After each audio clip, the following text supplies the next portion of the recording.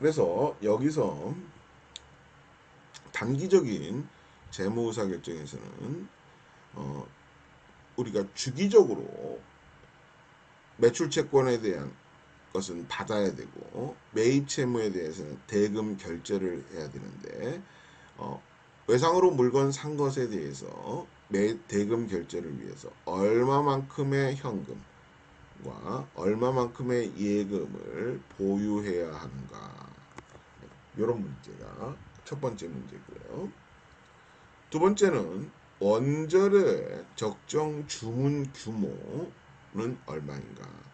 적정 주문 규모는 우리가 이것을 재고 관리다라고 얘기할 수 있는데, 재고에 대해서, 즉 원재료가 여러 부품들이 있고 여러 완제품도 있을 수 있고 다양한 것들이 많이 있는데 우리가 적정 주문 규모는 어떻게 될 것이냐, 이런 것들. 사실은 이 적정 주문 규모는 재무관리 차원에서, 코파이낸스 차원에서 얘기하는 것도 있지만 생산관리 차원에서, 재고를 어떻게 관리할 것이냐, 이런 문제도 발생을 하게 됩니다. 이런 재고 관리는 우리 일본의 도요타 자동차의 적시 생산 시스템, Just in Time, JIT다, 이렇게 얘기하는 거, 적시 생산 시스템이다. 이런 적시 생산 시스템은 재고를 무재고, 재고가 없는 것을 지향을 하죠. 예. 그만큼 생산 설비에, 생산 시설에 제품이 원자재나 부품이 투입되기 바로 직전에 입고가 되면 된다. 그래서 재고를 최소로 가져가자, 이런 게 이제 적시생산 시스템에서 주장하는 무재고 시스템입니다. 사실은 이런 것은 굉장히 이제 혁신적인 방법이라고 할 수 있고, 우리 일반적인 기업들은 재고 관리를 어떻게 하느냐.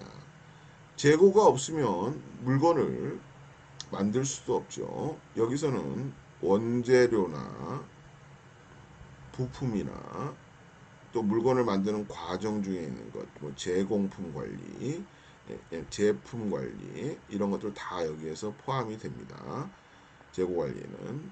이런 재고 관리, 재고를 많이 가져가게 되면 그만큼 재고에 돈이 묶입니다. 재고를 많이 가져간다는 것은 재고에 돈이 묶인다.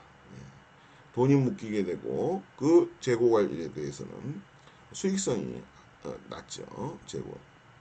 또 이런 재고 관리를 하기 위해서는 물류 비용, 창고 비용 같은 것들 얘기하는 겁니다. 창고 비용 같은 것들, 그 다음에 배달 비용이라든가 이런 비용도 많이 발생을 하게 됩니다. 그래서 이런 재고 관리는 어떻게 할 것이냐. 그럼 한 번 주문할 때 주문량, 뭐 이런 것들을 생산 관리에서는 경제적 주문량이다, 뭐 이렇게 얘기를 하는데 이것은 아주 사소한 아주 옛날 모델이고요. 경제적 주문량은 Economic Ordering Quantity에서 EOQ 모형이다. 우리가 이렇게 부르죠. Economic Ordering Quantity, EOQ 모형. 한 번 주문할 때 몇 개 주문할 것이냐, 이런 것들. 그런데 이런 것들은 뭐 최근에는 이제 공급 사슬 관리다 해서 공급 사슬 관리다. 서플라이 체인 매니지먼트, 이런 것도 나오게 되고요. SCM이다. 이 공급 사슬 관리도 어떤 재고와 관련된 것을 어떻게 관리할 것이냐, 이런 얘기다. 자, 그래서 재고와 관련된 것은 상당히 할 얘기들이 많은데 우리 지금 재무관리 차원에서는 적정 재고 정도 살펴보면서 얘기를 좀 하겠습니다. 자, 그리고 고객에게 외상 판매를 할 때 외상 판매를 얼마나 허용해야 하는가? 무한정 외상 판매를 줄 수는 없죠. 그래서 외상 판매에 대한 대금과 또 대금 회수와 관련된 신용 기간 이런 것들은 어떻게 해야 할 것이냐 이런 것들이 다 순운전 자본 관리, 운전 자본 관리에 속하는 얘기들이라고 볼 수 있겠습니다. 그래서 net working capital, 순운전 자본, 유동 자산에서 유동 부채를 차감한 이런 것은 기업의 유동성을 나타낸다라고 볼 수 있고요. 또 단기 채무 지급 능력을 나타낸다라고 볼 수 있겠습니다. 운전자본 관리는 기업에서 일상적으로 나타나는 것들입니다. 그래서 이런 지속적인 매월, 매주, 매일에 대해서 이런 운전자본 관리가 필수적이다라고 얘기를 해볼 수 있겠습니다.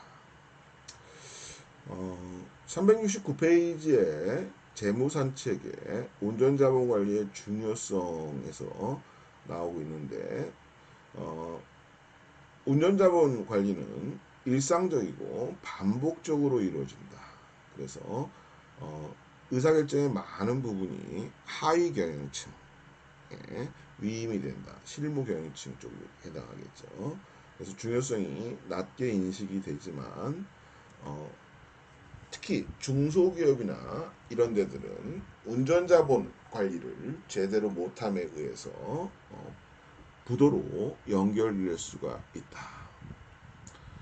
한국의 중소기업들은 대기업에 납품을 하는 데들이 많은데 대기업에 납품을 하게 되면 물품 구입 대금을 외상으로 팔고 약속어음이라는 것, 어음이라는 것을 받게 되는 현실에 처하는 경우가 많습니다.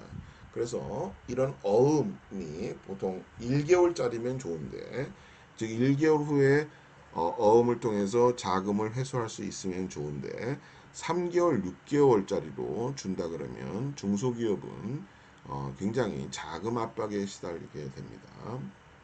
그래서 중소기업 차원에서는 이러한 자금 압박을 해소할 수 있는 이런 방법들이 무엇이 있는지 고민을 많이 하게 됩니다. 자, 우리가 현금 흐름 발생 시기와 단기 영업 활동 해가지고 있는 게 있습니다.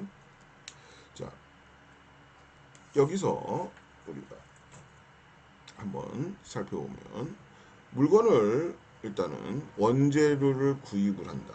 원재료를 구입하는 거. 주문을 해서 주문품 도착까지 이렇게 걸리는 기간 이런 것을 우리는 이런 거를 조달 기간이다, 리드 타임이다 이렇게 이제 보통 부릅니다. 리드 타임. 그래서 주문해서부터 주문품 도착. 주문품이 도착하자마자 이제는 주문품이 도착하면 재고 자산으로 인식이 되죠. 재고 자산. 그래서 재고로 공장에 창고에 들어가게 됩니다. 이렇게 창고에 들어가서 제품이 판매되기 전까지는 재고 자산으로 있다가 제품 판매와 동시에 이때는 매출 채권으로 바뀌게 되는 거죠. 재고 자산이. 매출을 인식하게 되고 즉 매출을 올린다는 얘기고 외상 매출이죠. 매출 채권으로 이렇게 바뀌게 된다. 제품 판매와 동시에 원재료는 주문과 동시에 주문품이 도착을 하게 되면 원재료에 대한 송장을 이제 인수를 하게 되고 이때 매입 채무가 발생을 합니다. 여기서는 매입 채무가 발생한다. 매입 채무를 지급할 때까지, 원재료 구입 대금을 지급할 때까지, 여기서부터, 그래서 매입 채무.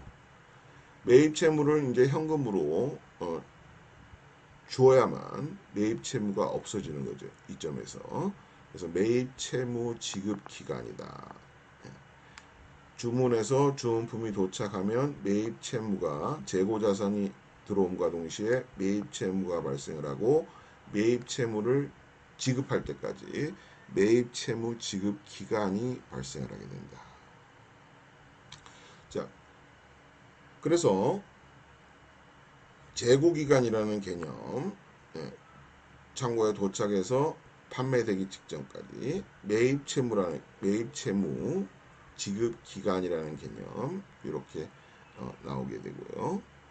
자, 또 매출 채권이 발생을 하면 매출 채권이 일정 기간 동안 외상으로 판매가 됐다가 판매 대금이 이제 회수될 때까지 걸리는 기간, 이때는 이제 매출 채권이 소멸하고 매출 채권은 없어지고 현금이 들어오게 되는 겁니다.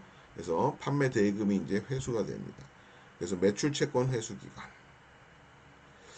매입 채무는 자, 여기서 보시면 매입 채무 구입 대금을 지급하고 현금이 회수될 때까지 요 기간이, 자금이 지금 회수되지 않은 기간이죠. 원재료 구입 대금은 지급하는데 판매 대금은 회수가 되지 않는 기간이죠.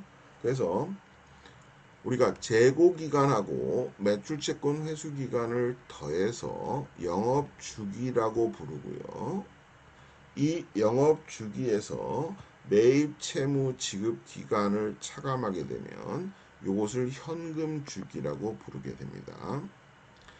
자, 다시 한번 정리를 하게 되면 재고 기간에다가 매출 채권 회수 기간을 더하게 되면 물건이 원재료를 구입해서 현금 회수까지 걸리는 기간이다. 이것을 영업주기라고 부르고, 영업주기. 이 영업주기에서 매입 채무 지급 기간을 차감을 하게 되면 이것을 현금주기다라고 부른다, 이런 얘기죠. 그래서 재고 기간이나 매출 채권 회수 기간을 단축하게 되면 그만큼 현금 회수가 빠르게 되고, 매입 채무 지급 기간을 늘리게 되면 현금 주기가 줄어듭니다. 그래서 현금 주기가 줄어든다는 얘기는 그만큼 기업이 추가적인 자금을 조달하지 않고도 유동성을 확보할 수 있다라는 의미에서 이 현금 주기라는 것이 상당히 중요하다, 이렇게 얘기해 볼 수 있겠습니다.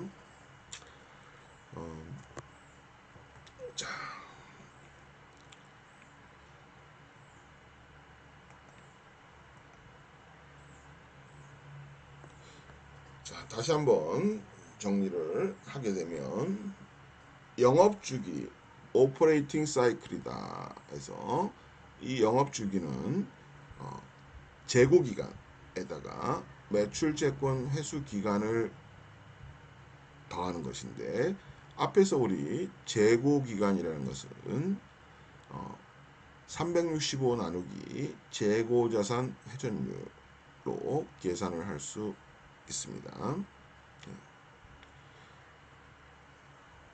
그래서 날짜로 나타나게 되고요. 날짜, 이렇게 날짜로 나타나게 되고, 재무 분석에서 배웠습니다. 또 매출채권 회수 기간은 365 나누기 매출채권 회전율을 하게 되면 매출채권 회수 기간으로 날짜로 계산을 하게 됩니다. 이것이 두 개를 더한 것이 영업 주기에 해당한다.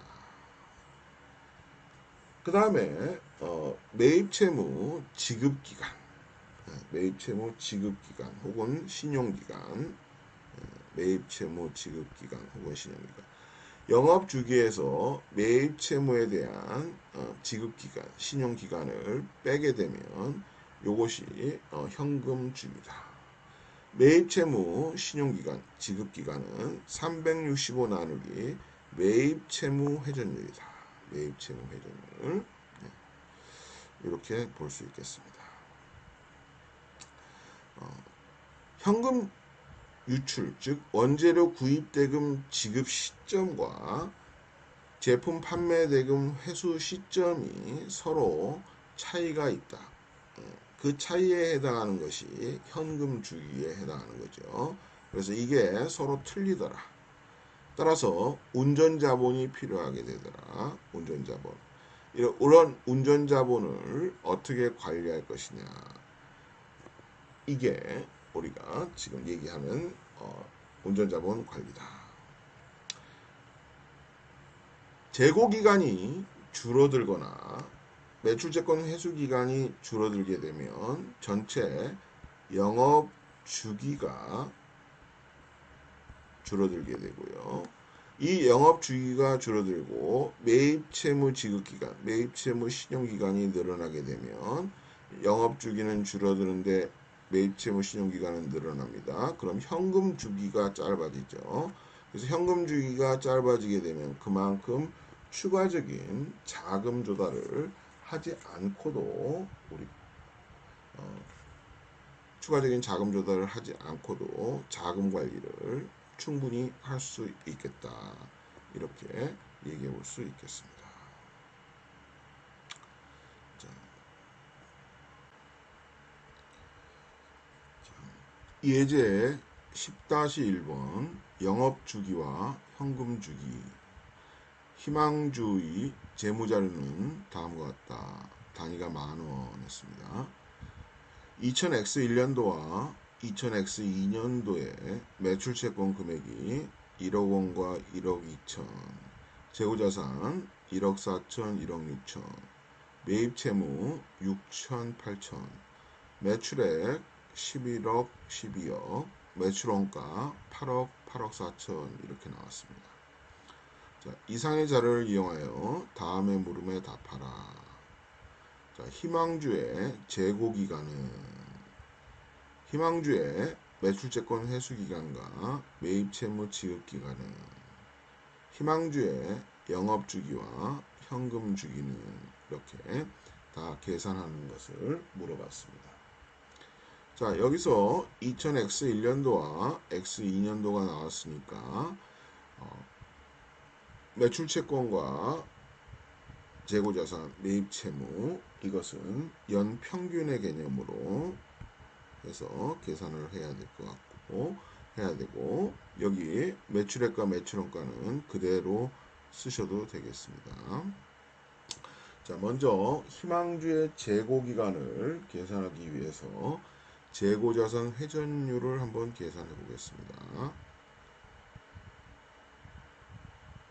재고자산 회전율은 우리가 교재에 지금 설명으로는 매출 원가 기준으로 해놨는데 매출액 기준으로 계산하시면 이렇게 됩니다. 매출액 나누기 기초와 기말을 더해서 2로 나누어주는 식 이렇게 계산하면 일단은 매출액은 12억이 되고요. 12억. 그 다음에 기초와 기말 1억 4천과 1억 6천을 더해서 2로 나눠주게 되면 이렇게 하면 이게 8회가 나옵니다. 8회. 이 재고자산 회전율이 8회라는 것은 1년에 8번 재고자산이 현금 또는 매출로 전환된다라는 것을 얘기하고 1년에 8번이니까 재고기간을 계산하면 재고기간은 365 나누기 재고자산 회전율로 이렇게 계산을 한다면 365 나누기 8을 하게 되면 45.625 5일이 나오겠습니다. 그래서 재고기간은 45.625일이다. 이렇게 얘기를 하면 되겠고요. 자, 매출채권 회수기간을 한번 보겠습니다. 매출채권 회수기간을 보려면 우리가 매출채권 회전율을 봐야 되는데, 매출채권 회전율은 마찬가지로 매출액 나누기 기초 매출채권과 기말 매출채권을 더해서 2로 나눠주면 되겠습니다. 매출액은 지금 12억 그대로 가져오고요. 그리고 여기서 매출채권은 1억과 1억 2천 이렇게 했습니다. 그래서 1억과 1억 2천을 나누어서 더해서 2로 나누면 1억 1천이 되겠죠. 그래서 계산을 하게 되면 10.9회가 나옵니다. 10.9회. 이 10.9회를 매출채권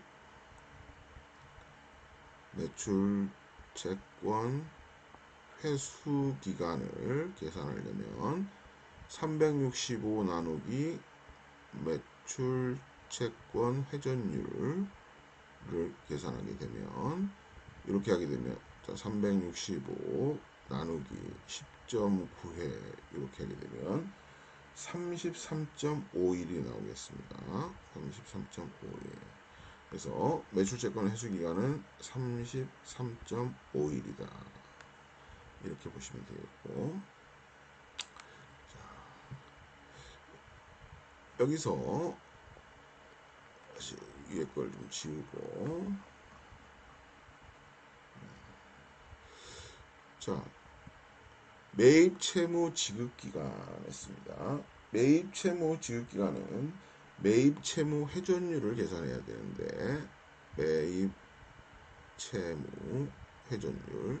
매입 채무 회전율은 매출액을 넣지 않고 매입 채무를 넣는 게 합리적일 것 같습니다. 그래서 자, 매출 원가를 넣는 게 합리적일 것 같습니다. 그래서 매입 채무는 매출 원가와 관련되기 때문에 매입 채무는 매출액 대신에 매출 원가를 넣습니다. 매출 원가 나누기 기초와 기말 매입 채무를 2로 나눈다.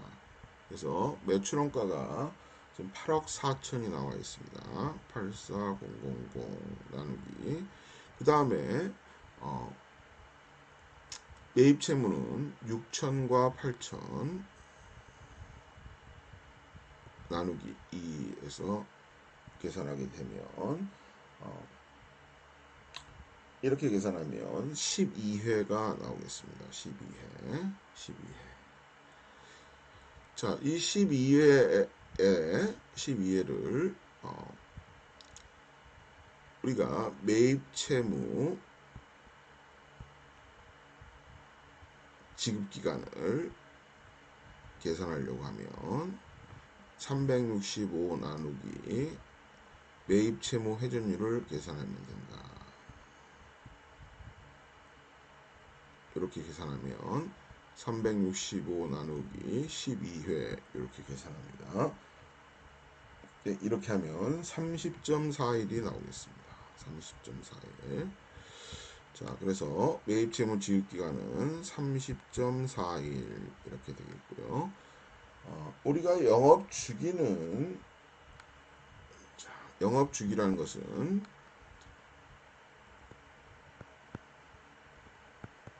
재고 기간과 매출채권 회수 기간을 더한 겁니다.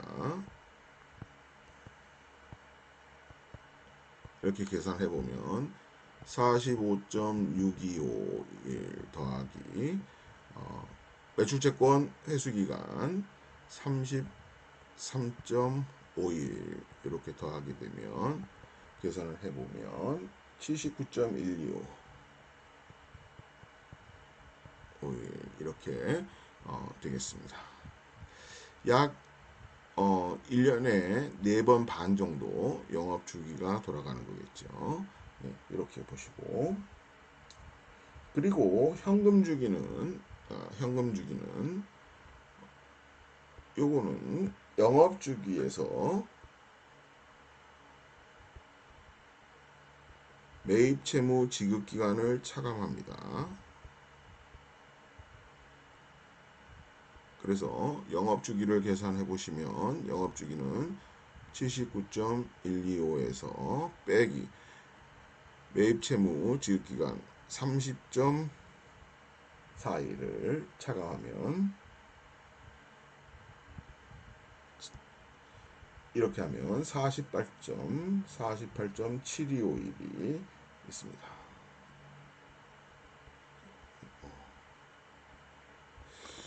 자, 그래서 희망주는 현금 주기가 48.7251이다.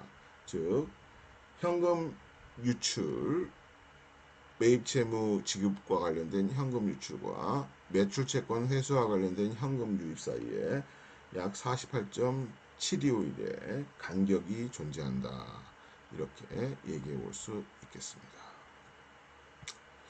자,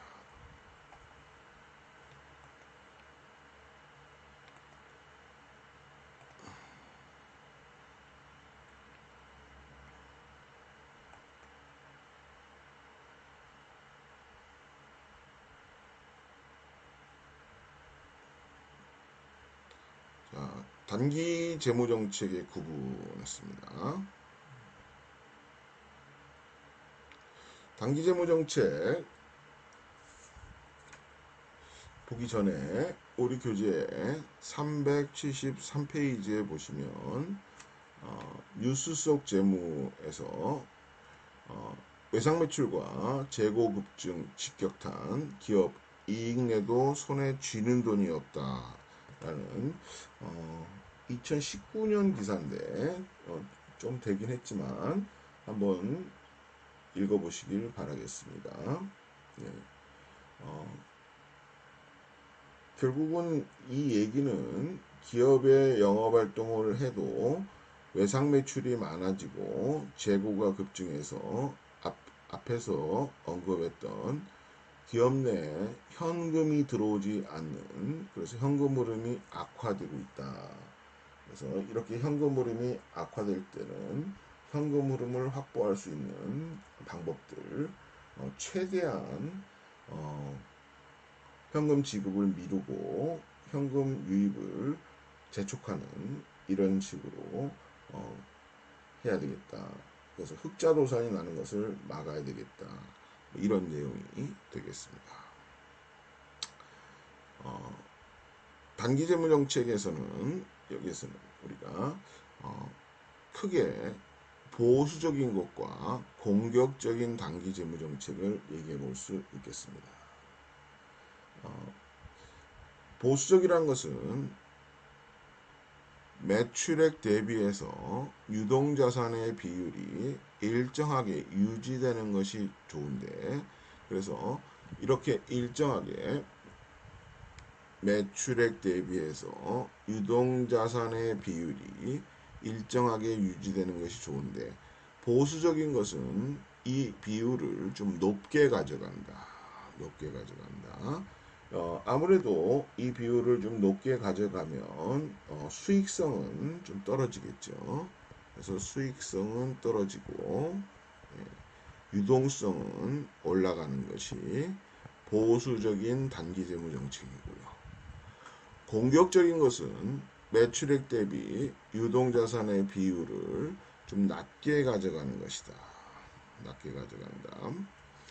이렇게 낮게 가져가는 것은 수익성은 좀 올리고 유동성이 좀 떨어지는 문제가 있을 수 있습니다. 여기서 자금 조달을 이제 유동자산에 그러면 자금 조달을 어떻게 할 것이냐. 이 매출액 대비 유동자산을 좀 많이 가져가는 보수적이든 적게 가져가는 공격적이든 일단 이 자금 조달은 부채로 자금 조달을 해야 되겠다. 그래서 이런 부채로 자금 조달할 때 비유동부채 대비해서 유동부채로 비중을 가지고 일단은 보수적인 것은 비유동부채를 좀 많이 가져가는 겁니다. 비유동부채를 많이 가져간다는 얘기는 그만큼 유동부채를 좀 적게 가져간다는 얘기입니다. 보수적인 것은. 예. 공격적인 것은 비유동부채 대비해서 유동부채, 오히려 유동부채를 좀 많이 가져가는 겁니다. 그래서 유동부채를 많이 가져간다. 비유동부채는 1년 이상의 만기가 있고 유동부채는 1년 미만입니다. 1년 미만.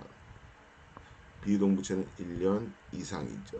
그래서 장기 자금으로 유동자산에 자금을 투여하는 것을 보수적이다라고 얘기할 수 있고 1년 미만의 자금으로 유지하는 것을 공격적이다라고 얘기해 볼 수 있겠습니다.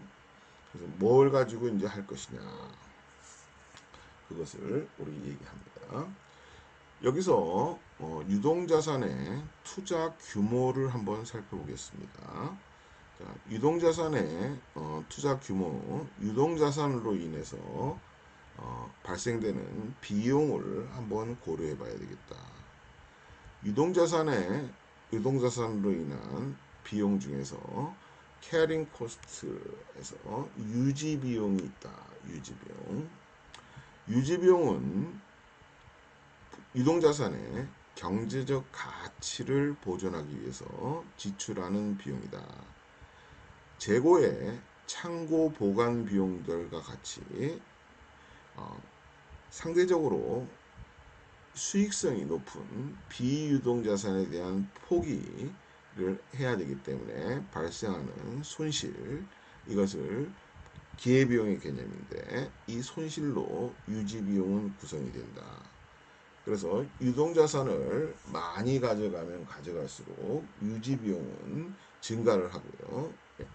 즉 유동자산의 크기에 이 유지비용은 비례를 합니다. 비례를 해서 증가한다. 반면에 이제 부족 비용이라는 것은 현금 잔고가 부족할 때 현금